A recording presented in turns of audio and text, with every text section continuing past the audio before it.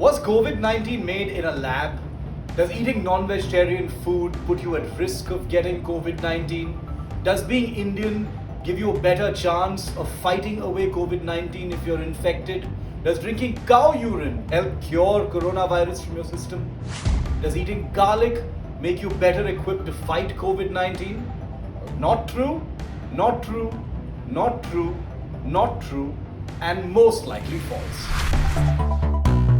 Well, these are just some of the popular hoaxes or fake news that you've seen around. You've probably seen some of these on WhatsApp, certainly seen them on social media. Some of them look very, very authentic. Now, the thing is, as the number of coronavirus cases across the country and the world rise, you're actually going to see more and more of these because people are anxious and they're hoping for some kind of good news. But that's dangerous because fake news can lead to other adverse effects. There are two real kinds of fake news at a time like this. The first kind of fake news is something that's completely fake, something that's totally manufactured, totally fabricated, and with an extravagant claim that is simply not true. Often it can be in the guise of an actual news story, but it's actually fake.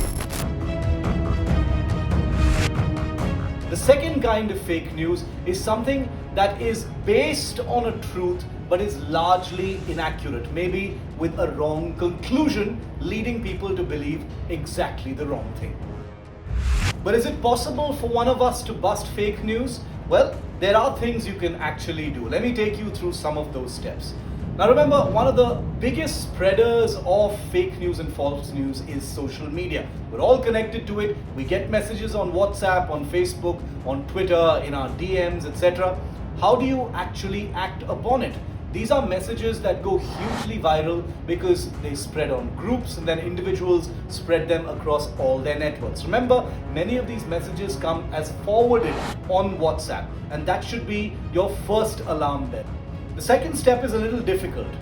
Remember to think about whether you are forwarding on a message or sharing a message you've received because you think it's correct or simply because you agree with it. Remember, there's a big difference between the two.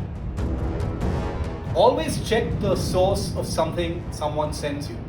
If the answer to that question is a friend or a friend of a friend or a neighbor, then chances are it's dodgy and dubious. Always know what the source of that information is before you send it on. It's your credibility at stake. Since this is a very sensitive issue, take some time, invest some time in doing some digging.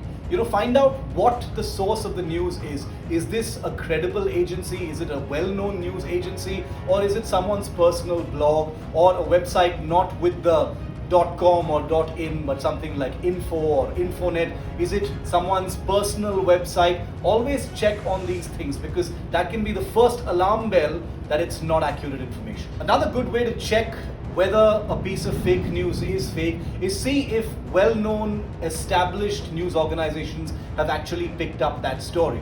Sometimes this has happened where even credible news organizations have picked up fake news and propagated it. But general rule applies that when you see something not appearing anywhere else, that should instantly raise an alarm in your mind. Of course, you can also ask the professionals. There are a variety of very well-known fact-checking organizations in the country. All major media houses have their own dedicated fact-checking teams. Here in India today, we have an excellent anti-fake news war room called AFWA, which has done excellent work in busting fake news of all kinds, especially during the coronavirus pandemic.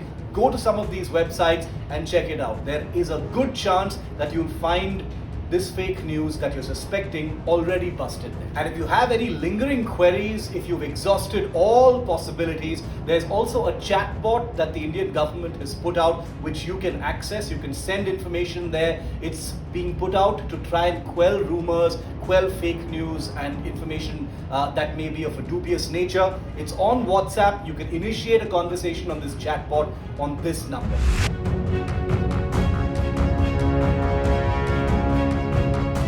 Remember, fake news is dangerous to us all, and it's dangerous to communities, it's dangerous to healthcare workers, and dangerous to us as a country. Always remember, fake news must be fought.